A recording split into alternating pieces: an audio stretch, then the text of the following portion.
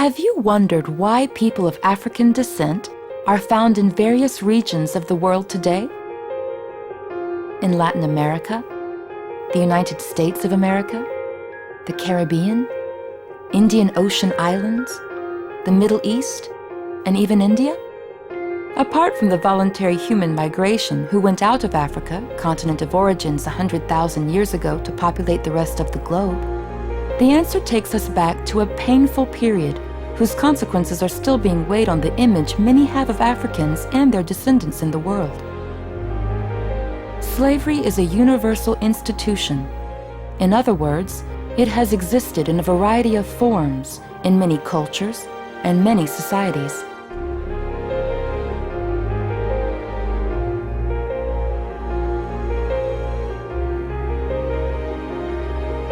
In fact, the word is derived from Slav. People of Eastern Europe frequently raided and sold into slavery during the Middle Ages. However, when people speak of slavery in this day and age, most think of sub-Saharan Africans and of the descendants of African slaves in the various regions of the world.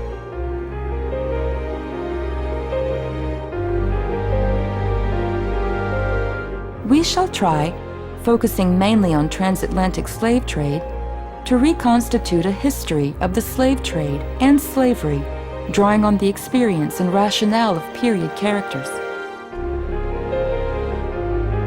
These are not real characters, but they are based on accounts by men and women who had first-hand experience of this history.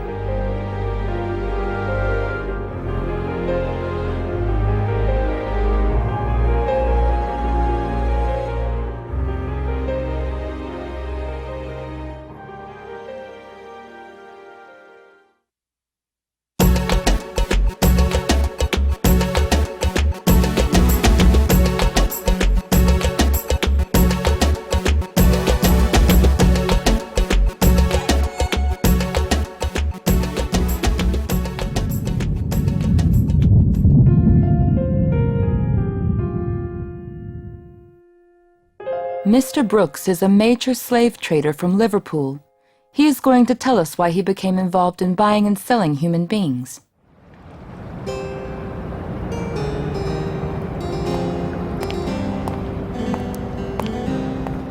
Thanks to the efforts of the Portuguese and Spanish, sugarcane was acclimatized to the New World's latitudes, so we could now start envisaging large single-crop sugar plantations for mass production.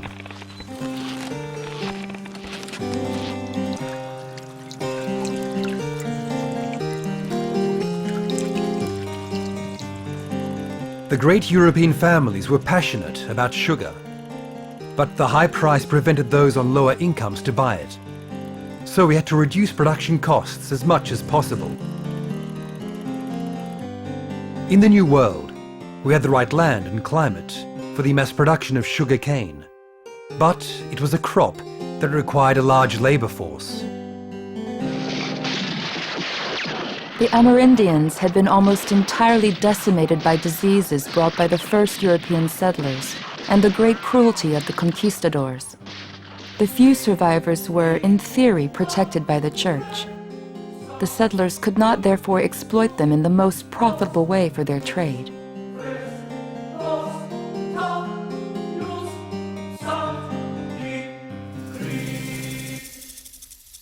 Those distant lands that many imagined to be full of cannibals scared many Europeans. And even the most unfortunate among them hesitated to go to the Americas to work as agricultural laborers.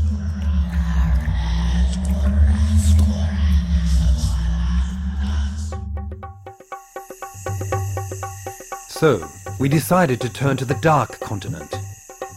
We'd already had good, long-standing trading relations with several African kings and a few important merchants with whom we traded mostly gold, ivory, and spices.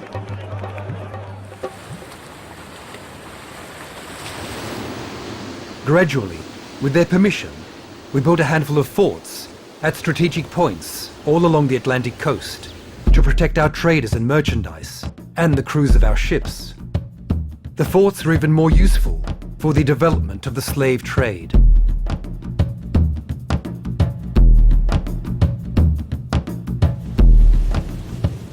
From the 16th century, the great European maritime powers of the time, Portugal, England, Spain, the Netherlands, France, and Denmark, started this money-making trade.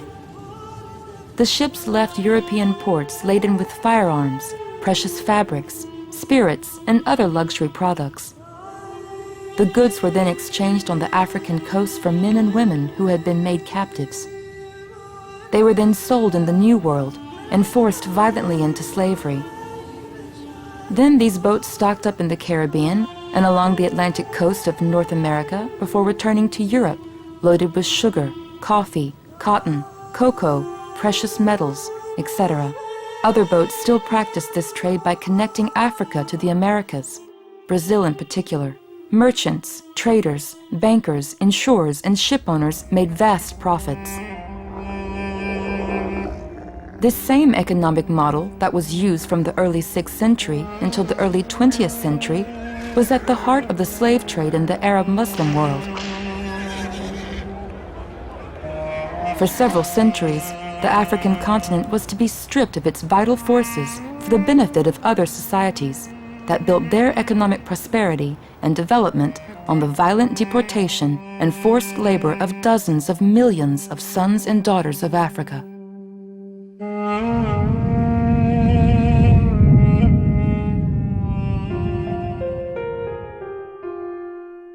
Musa was waiting impatiently for his initiation. He was at last going to become a man, the greatest Vedic hunter, learning the secrets of the forests and animals. But Musa was never initiated. No one told me anything, but I did think that something was going on. I'd talked about it with Tumani, my best friend. We were almost certainly going to be initiated. At last, become great, fearless warriors.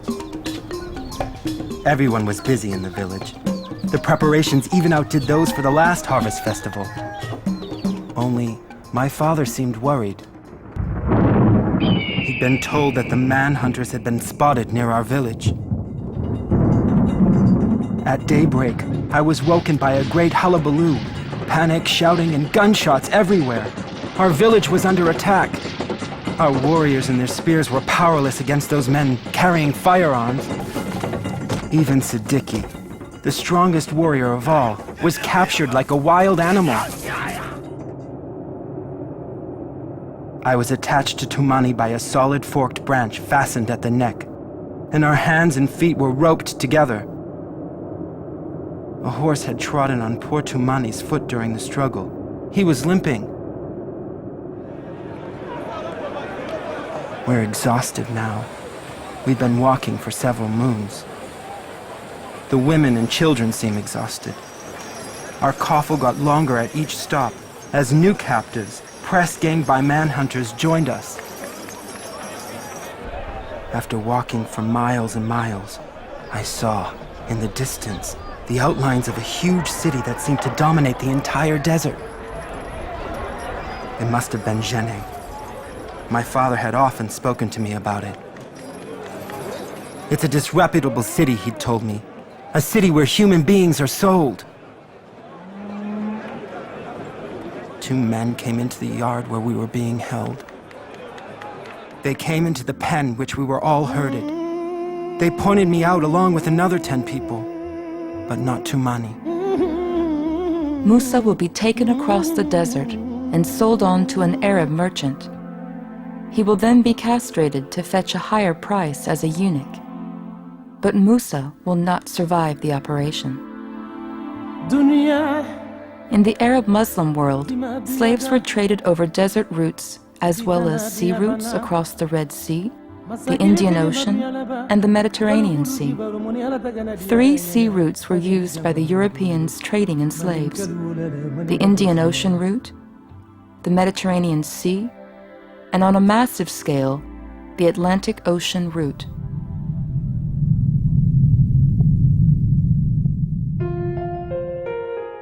Lala is from the Kingdom of Congo. She was captured by manhunters while looking for firewood to cook dinner. She recounts a few moments of the middle passage as if from a logbook. Boarding. We were let out of the dark, dank cells in which we had been crammed for several weeks. We were taken by dugout to one of the huge ships off the fortress. I had never seen anything like it. More white men were waiting for us there. A white man with a long scar on his face grabbed my arm and shoved me onto the ship. We were all scared. The incessant whipping drew cries and blood. We were then pitched into the ship's gloomy hold, men on one side, women and children on the other. First day of the crossing. Our bodies were pressed up against each other. Our shackles were securely fastened to the ship's hull, so we could hardly move. I could hardly breathe. When the rolling and pitching of the ship made us seasick, we vomited on ourselves or on our neighbours. A stench of commingled vomit, excrement and sweat pervaded the hold.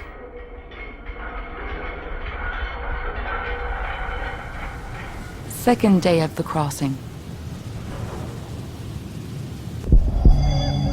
I was brutally dragged out of my chains, along with some other girls.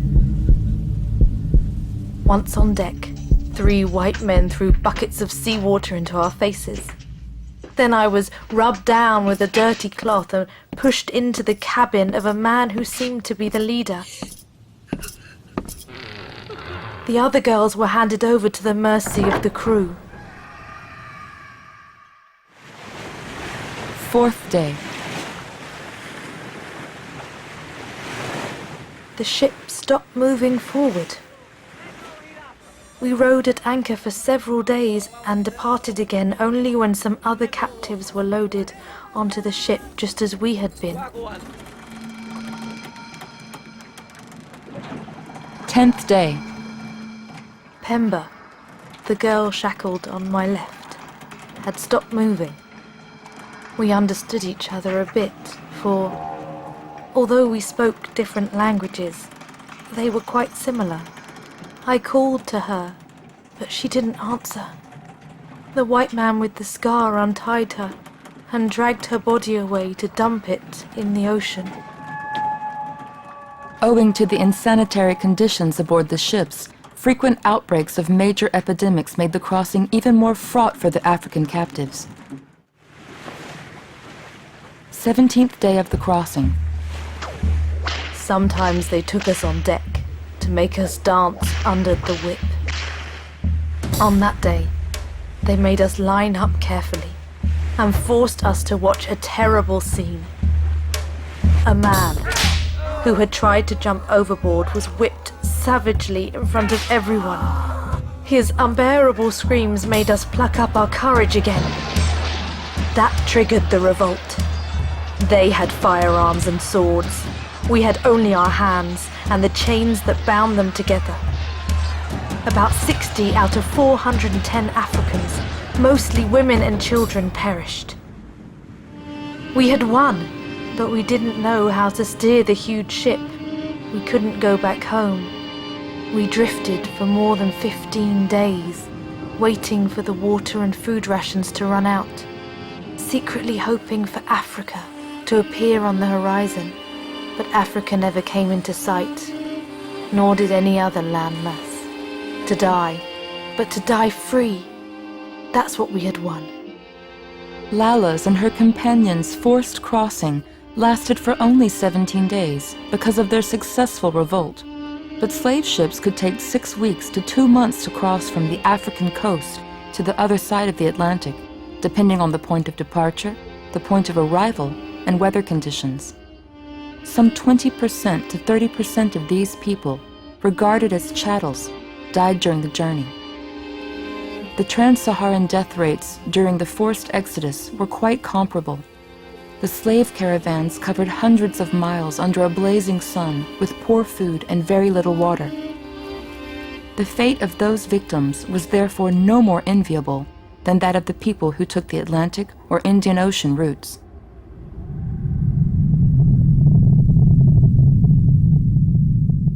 Monsieur Massé is a settler on the island of Bourbon. His plantation produces highly profitable sugarcane and coffee. He's going to tell us his method for ensuring that his 182 slaves worked hard.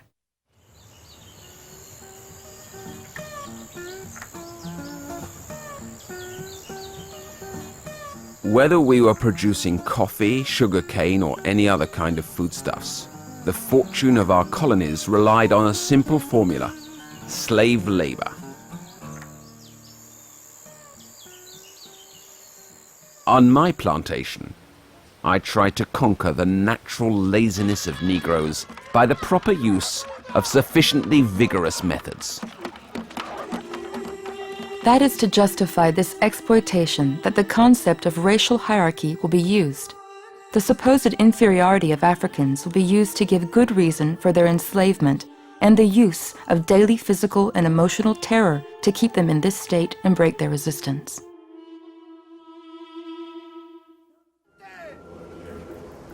As soon as they arrived on the island, the slaves were put on display in markets. We knew all the ruses the slave traders used to make us think that sick Negroes were in good health, but we saw through them and felt over the merchandise properly. Notwithstanding the oil covering their bodies, we managed to squeeze their arms and legs to check how vigorous they were. We examined their teeth to estimate their age, and so on and so forth. And after being purchased, the Negro was marked with the plantation brand, just like a pig or a cow.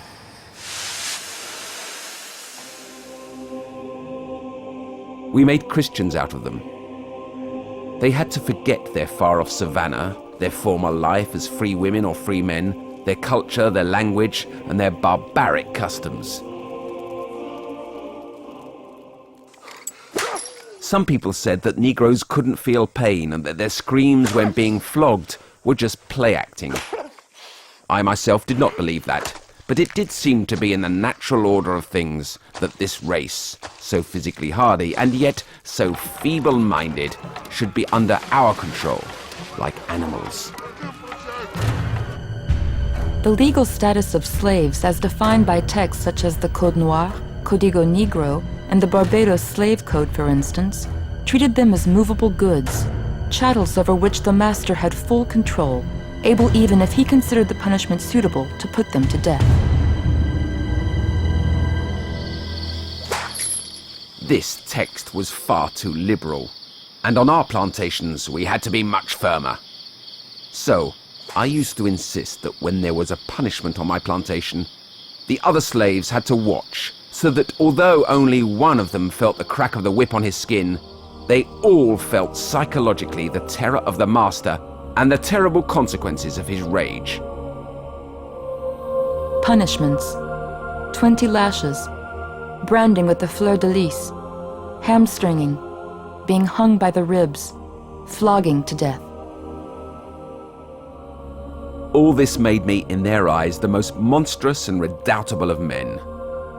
And when I sent one to the dungeon, I could almost see the relief in his eyes, wanting almost to thank me for only condemning him to hunger, thirst, and total darkness for days on end.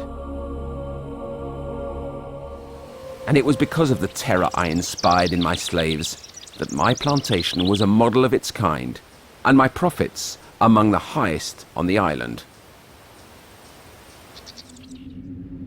All this time-consuming work was demolished in the Saint-Lô uprising in one night, when my plantation was razed to the ground by my slaves.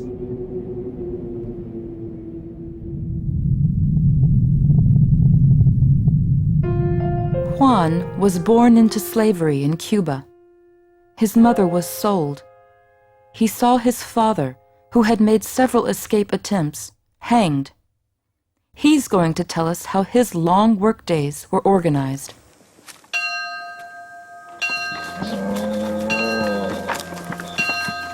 Every morning, except Sunday, the bell rang at 6 o'clock.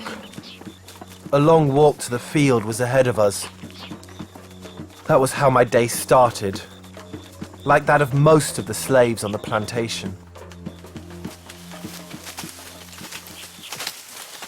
You had to bend down, pull the cane stalk up, and cut it with 2 or 3 heavy slashes of a machete. For the adults, a single strike was enough. Once the cane was cut, it had to be stripped of its leaves, again with a machete. This is what we did all day long. I could feel the sun bite into my skin. It was really tiring work. I understand better why my father had always tried to escape. He told me that the master made us work like animals. That I should never forget that I was a human being, and not a beast of the fields, born for cane, coffee, banana or cotton. Sometimes, the overseer ordered me to go and unload wagons full of cane and fill the crusher. You had to be very strong to make the machines work and get all the juice out of the cane.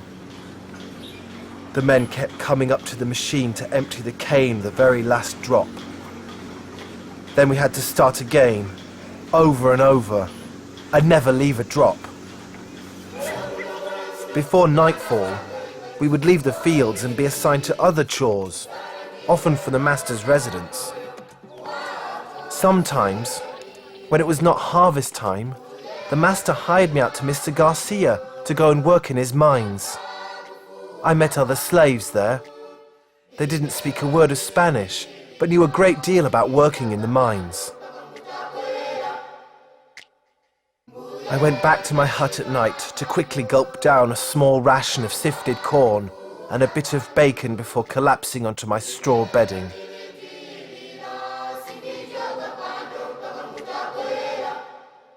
Although Juan worked on the plantations like most slaves, others were assigned to domestic tasks in the master's house. Sometimes I went with Callo to the river to help him to wash down the horses. Callo was a driver, the master's driver. He was always well dressed. He told me that when he took the master into town, he sometimes met blacks who had small businesses. Some of them were even artisans. Some of them were free. But that was really unusual because it was rare for masters to allow slaves to buy their freedom.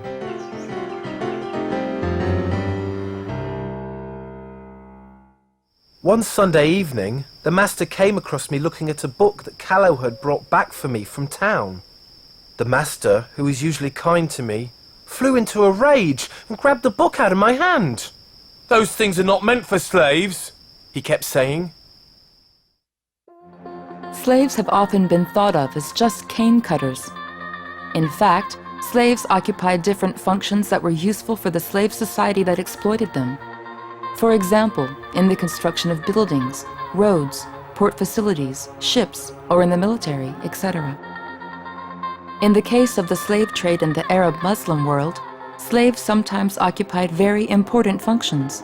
High-ranking army officers, personal advisors to sovereigns.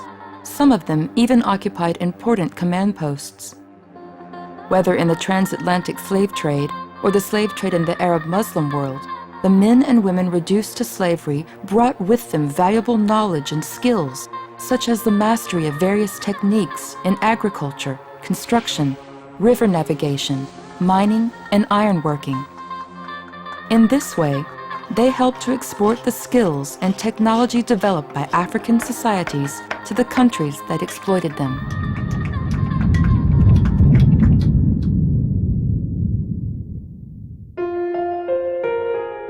Nani comes from the Ashanti Empire. As a child, she was captured, sold, and shipped to the British West Indies.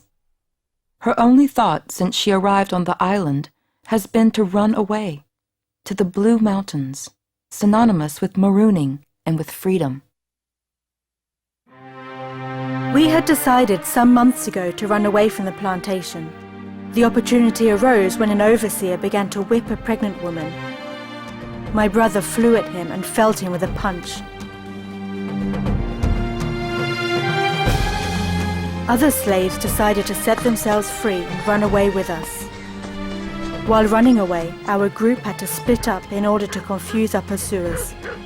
We knew that the white settlers, their hounds, and a platoon of soldiers posted on the island were on our tracks.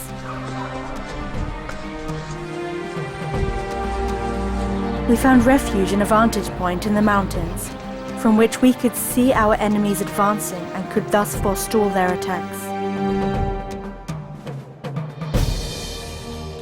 Our community gradually became organized and well-structured. We lived off our crops, animal husbandry, hunting and gathering. We did not, however, forget our enslaved comrades on the plantations.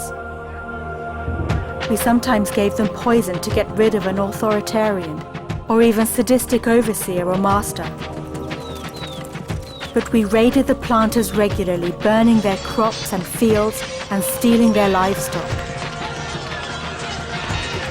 Freeing the slaves whenever possible and taking them under our wing. And we inflicted so many defeats on the English army that England was obliged to sign a treaty recognizing our freedom and the independence of our lands. Weakened by repeated uprisings, by the abolition campaign, and by the great popularity of some of the leaders of the abolition movement, such as William Wilberforce in England, Victor Schellcher in France, Frederick Douglass and Harriet Tubman in the US, and Joaquim Nabuco in Brazil, the slave states were obliged, one after the other, to abolish slavery. Ironically, in the wake of the abolition of slavery, slave owners were compensated by the authorities for the loss of their property. But in any case, the slaves, who had been the only victims of this system, will not receive any compensation. It is these revolts, numerous, repeated, increasingly organized, that will contribute to the progressive abolition of slavery since 1791, from the Great Slave Uprising in Santo Domingo to the abolition of slavery in Brazil in 1888. Free at last, the slaves had triumphed after waging a daily battle for more than 400 years. From African villages to the holds of the slave ships and to the plantations, those men and women constantly revolted, protesting against their inhumane plight in life.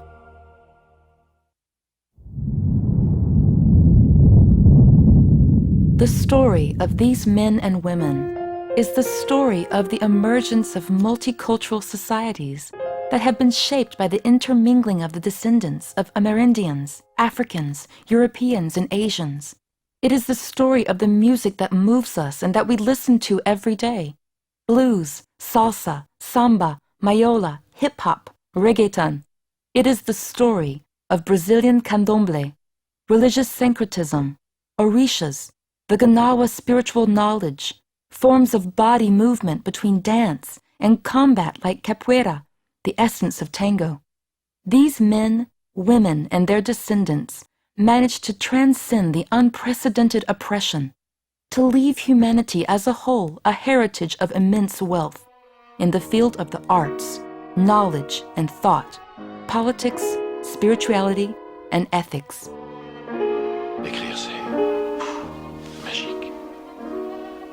Tu n'as pas eu ce sentiment? Je me souviens quand Rosa Parks se rebella dans le bus à l'heure de la lutte des races, noire le fruit de l'arbuste. Je me souviens de Martin Luther King et son rêve, dans lequel les hommes seraient égaux et prêts pour la trêve. Je me souviens de Marcus Garvey, le prophète man, de Malcolm X et de Nation of Islam. Je me souviens de Muhammad Ali et de sa frappe légendaire, un brave avec un fort caractère. Je me souviens quand Jordan s'éleva dans les airs, quand Usain Bolt fendit le vent et la poussière. Je me souviens du rappelé de son jeu ensorcelé, de son talent à pousser le ballon dans le filet. Je me souviens de Dolly, carrure impressionnante, un guerrier olympique qui peut te laisser dans la tourmente. Je me souviens aussi de Miles et de son jazz enflammé, de Jimmy et de sa guitare endiablée. Je me souviens de B.B. King et de ses airs swing, de Bob Marley cause I wanna jamming. Et comme Paille et Imra, tel les Dos Gardenias, sa mélancolie cubaine, du coup je mets ton l'arrêt d'as. Sur un son de Michael, le roi de la pop, ou de James Bond dans son play dans le hip-hop. Je me souviens de Madame Morrison, récompensée pour sa plume. Les belles lettres résonnent, la tête dans l'enclume. Je me souviens de Hughes et du grand Dumas, de bons hommes au bon cœur qui avaient de bons karma. Je me souviens du candomblé ou encore du vaudou, religion doublée d'un rite transcendantal assez fou. Là-bas je vois des gnawas qui survivent dans ce dawa et les révoltés qui dansent sur un air de capoeira. Je me souviens de Basquiat et de ses belles prouesses. Le hip-hop remplace pour ses lettres de noblesse.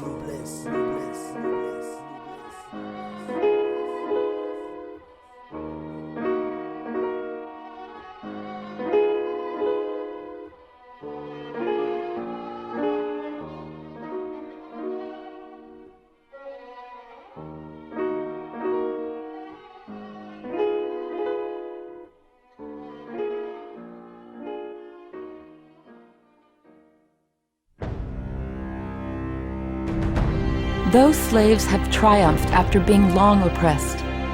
They responded to dehumanization and violence with resistance.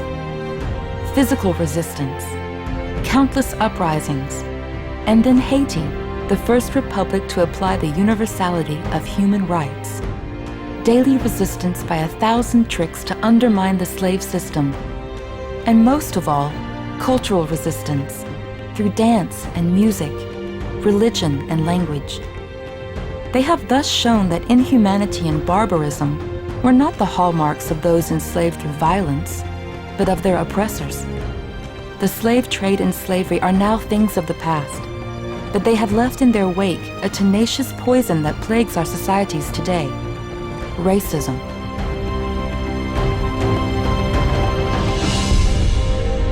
Since 2001, the slave trade and slavery are now acknowledged as crimes against humanity in international law. But does that mean that slavery no longer exists? Has it not taken other less blatant forms, while still turning some human beings into other human beings' chattels?